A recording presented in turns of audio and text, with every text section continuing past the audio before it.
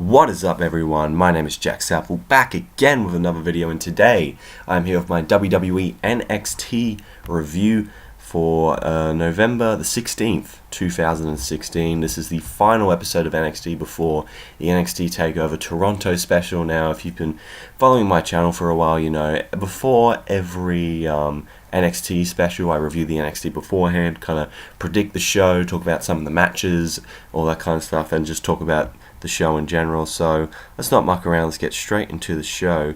So we get Liv Morgan taking on Payton Royce. Now I've kind of been missing out on NXT, to be brutally honest with you. In the past couple of weeks I've just been lazy just been really lazy just on the whole build and all that, and but I have been noticing Payton Royce and Billie Kay, the two Australian chicks, have really they've really like gone up a little bit ever since they've kind of joined forces. They've really gone up in the NXT women's division, so that's really good.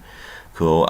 Liv Morgan is also another one that's kind of gone up a bit, which is also fun. She seems cool enough, I guess. I'm not, super onto her at the moment, but give it some time and we'll see how it goes. But they had a match. I think they've been feuding for quite a while now, I'm pretty sure. But the crowd was definitely behind Liv Morgan throughout all this. Decent match. Before Royce, she applied this guillotine choke or whatever, but Billie Kay came in to break up the submission and cause a disqualification, and that is until Aliyah and Ember Moon show up to kind of clean house a little bit. I think Aliyah was from that network show last year or this year. I think it was called Proving Ground, I'm pretty sure. And so Ember Moon, which I'm really enjoying, she is just so cool. She hit a springboard crossbody on him and all that, which was really awesome.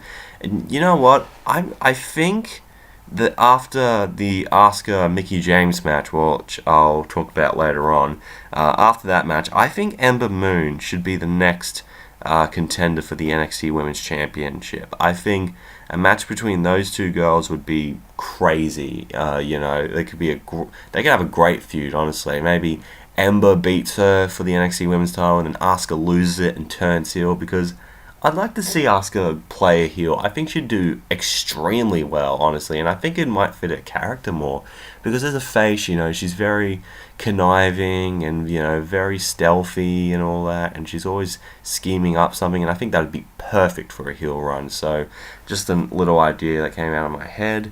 And we get this vignette for the return. Now, this has been happening a few weeks, I'm pretty sure. There's a big return coming, and so we're not really sure who it's going to be. So we get a vignette for a match at NXT TakeOver Toronto, which will be held the night before Survivor Series, and it is the finals of the Dusty Rhodes Tag Team Classic. It is the Authors of Pain, which is Paul Elling's new team, taking on TM61 from right here in Australia. Really cool team from what I've seen. They look pretty awesome. I haven't seen too much of them, but anytime I've seen the Authors of Pain, man, they just destroy whatever's in their way, and that's definitely how it's been looking like in the whole tournament. They've beaten everyone to get here. They beat Team DIY, which is Johnny Gargano and Tommaso Ciampa, in the semi-finals and all that, and I believe TM61 beat Sanity, which is Eric Young's new stable. Sawyer Fulton is the other dude, and I forgot what the other dude's name is, and Nikki Cross from, I think, Scotland, I'm pretty sure. She's also part of the team, so kind of like a crazy post-apocalyptic set type of team, which is kind of cool. TM61 just managed to beat Sanity, so that was pretty cool. And so they're going to have a match, Authors of Pain, TM61. And what is weird about this is that while the match, which is going to be the finals for the Dusty Rhodes Tag Team Classic, they're doing it a second time this year, they're going to have Paul Ellering suspended in a fucking shark cage above the ring. Like, this is some old school WCW shit for some reason, which I thought is interesting.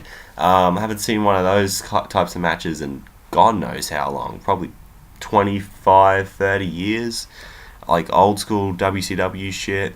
But I think they're kind of doing this because I remember because I was watching Grimm's Toy Show like a couple of months ago, and he was looking at this set, this Crash Cage play set, and it had a little sticker on it saying, "Look for it at the next NXT Takeover event." And so, could this be their way to promote a toy set? Oh my lord. But yeah, I think the match will be very, very good. Authors of Pain are a great heel, powerhouse, brute team that is very scary, and I think they're going to take the tag team division by storm. And TM61 is a great tag team as well. You know, really kind of technical and a bit high flying all over the place, which is awesome. But who do I think is going to win? Authors of Pain easily. I think they're going to beat the Revival, and the Revival might turn face. Who knows? Or something will happen in the Revival DIY match, where I'll get to later on, where if DIY picks up the win, they'll face Authors of Pain, and then Authors of Pain will beat them. So, yeah, a little bit of a spoiler for a later prediction, but yeah, I predict the Authors of Pain to win that match. And then the return is announced. Who is it, guys? Who is it? Is it someone big? And who do we get? The homeless Damien Sandow, or Aaron Rex, as he's now called in TNA. Eli Sampson, the Drifter, returns. He brings out his bloody acoustic guitar, and he's blaring out, and he's saying he's back and all that. And then Corey Graves just buries him, man. He doesn't like Eli Sampson's guitar work for some reason, but he faces some jobber called Nathan Cruz or whatever. I haven't really seen much of him, but so Eli hit the spinning neck breaker to pick up the win, and so yeah, he's back now. So we then get a preview. Speaking of the tag team match I mentioned before, we get a preview of hashtag DIY versus the Revival for the NXT Tag Team titles, and it's going to be a 2 out of 3 falls match. So they had a match with each other at NXT TakeOver Brooklyn 2, but the Revival just managed to retain. And who do I think is going to win this match? I think Team DIY, Gargano and Ciampa, are going to win the NXT Tag Team titles. I really hope so, because I think in the next TakeOver it's going to be DIY versus the Authors of Pain, and I think the Revival is going to get either feud with someone else or get called up to the main roster. So, really excited for this match. That should be a fucking show stealer for sure. And I predict Gargano and Ciampa to win the NXT Tag Team titles. So, we also got another promo for another match taking place, and it is Bobby Roode versus Ty Dillinger. This was a great little promo. So, how this feud kind of started off, Bobby Roode was kind of looking for a tag team partner to be part of the Dusty Rhodes Tag Team Classic. He saw Ty Dillinger, and they kind of formed, and then I believe they lost a match, and Bobby Roode, I think it was against Sanity or some other team, and Bobby Roode pretty much abandoned Ty Dillinger and blamed him for losing, pretty much. And then what was cool was we saw a little background of Ty Dillinger. They showed him as Gavin Spears in OVW in 2006. I'm surprised they didn't show the bit where he got super kicked by Shawn Michaels when he was called Stan. Remember that shit? And then he was goes to 2008 in the new version of ECW, which was complete shit. Please don't watch any of that stuff. But just like after a couple of weeks he was on TV, he just instantly got released. And he got another second chance, and now he's able to kind of revitalize himself, the whole Perfect 10 gimmick. And so the two Canadian boys will be in their home country facing off at TakeOver Toronto. Who I think is going to win? Bobby Roode, obviously, because he's been great so far, and just he was cracking me up because he's the perfect loser and all that stuff. He's so delusional. That's fantastic. So I think that match is going to be glorious. I had to say it. Then we get to Andrade Cien Almaz taking on Cedric Alexander. So the story behind this match here on NXT was they were part of the Tag Team Classic, but I think they lost a match, and pretty much Cien Almaz pretty much snapped on Cedric Alexander and just beat the crap out of him and pretty much turned heel. And so Almaz came out, and he's got the suspenders on, got the little cap, and now he's got like a little bit of sparklers going off in the back, so that's kind of cool. Really damn good match. Really enjoyed it. So how this all ended, Almaz hit him with a hammerlock DDT to pick up the win. So yeah, really fun match. And yeah, Andrade CM Almaz, I think he should have been a heel in the first place.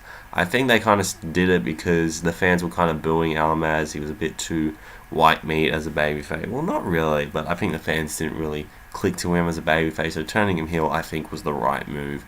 So, any other matches that I'm missing for NXT TakeOver? Oh, yes, the Asuka and Mickie James match for the NXT Women's Championship. I haven't seen much build-up for this. For some, is it just me not tuning into NXT that much? But Mickie James announced that she's going to be facing Asuka for the women's title, I'm pretty sure, and Asuka's like, yay, more competition. Who do I think is going to win? I don't think Mickie James is going to win the women's title. I don't see that happening. But who do I think Asuka is going to win easily. I think this will be a really fucking good match, though. Don't get me wrong. I think they're going to have an awesome showing. Mickie James is probably one of the best women's wrestlers of the Ruthless Aggression era, when she came in 2005 and 2006. Remember, she had that Trish Stratus stalking gimmick, and it was really good. And she won the women's title at WrestleMania and all that kind of stuff. She's done a pretty good job in the WWE. Of course, she had a run in TNA for a little bit. Now she's coming back here. But yeah, excited to see Mickie James back. But I predict that Asuka is going to win and beat the crap out of Mickie James. And then we get a promo for the main event of NXT TakeOver Toronto. It is Shinsuke Nakamura versus Samoa Joe for the NXT Championship. Of course, it shows them their match at Brooklyn 2, where Shinsuke beat Samoa Joe, and then it shows a little segment where, I think it was like one of the couple of shows afterwards, Samoa Joe comes in the ring and says, you know what, you beat me, you are the better man, I'm going to shake your hand right now, and yeah, good, you deserve the championship. So the shakes hands, looks like, oh, Samoa Joe's turned face, he's accepted his loss and all that, and so Shinsuke is leaving the ring, he's doing a pose, and then just Samoa Joe beats the crap out of him from behind, and I think he hits a powerbomb or some big move onto the steel steps, and Shinsuke gets taken out, and William Regal is furious, and he threatens, Samoa Joe threatens William Regal, give me my match against Shinsuke Nakamura for the NXT Championship, otherwise I will destroy everyone, because that's the main goal. Samoa Joe needs that NXT Championship for him to become the best, so he starts so throughout the coming weeks, he just beats the shit out of anyone that's in his path, pretty much, until Shinsuke Nakamura returns and all that, because he was staring at him with the neck brace. He took the neck brace off, and they had a bit of a brawl, and the little video package here was set to Devil's Calling by Parkway Drive. Great song, great band. Go check them out for sure. And yeah, I can't wait for this match. I think this could be just as good as their match from Brooklyn 2. So yeah, good little story going to this. You know, it makes sense, honestly. And I think Shinsuke is going to beat him again. I don't see any reason why Samoa Joe would have to become a two-time champion. There's no need for that. I think Samoa Joe could be on the main roster. He might debut at Survivor Series. Who knows? Probably not, but hey, you never know with WWE. But yeah, my prediction, Shinsuke Nakamura is going to retain the NXT title. So yeah, this is my little NXT review and preview to TakeOver Toronto. Hope you guys have enjoyed it. If you did, make sure to leave a like. Comment down below your predictions for TakeOver Toronto and what you thought of this episode of NXT. If you want to see more from me, hit that subscribe button. You'll be glad you did. Twitter and Instagram is at JackmanLaw31 if you want to check me out there. Also check out the Bullshit Club, Billy Marcus, and the 5/8. Links will be in the description below. Thank you so much for watching, and I'm out in 3, 2, 1.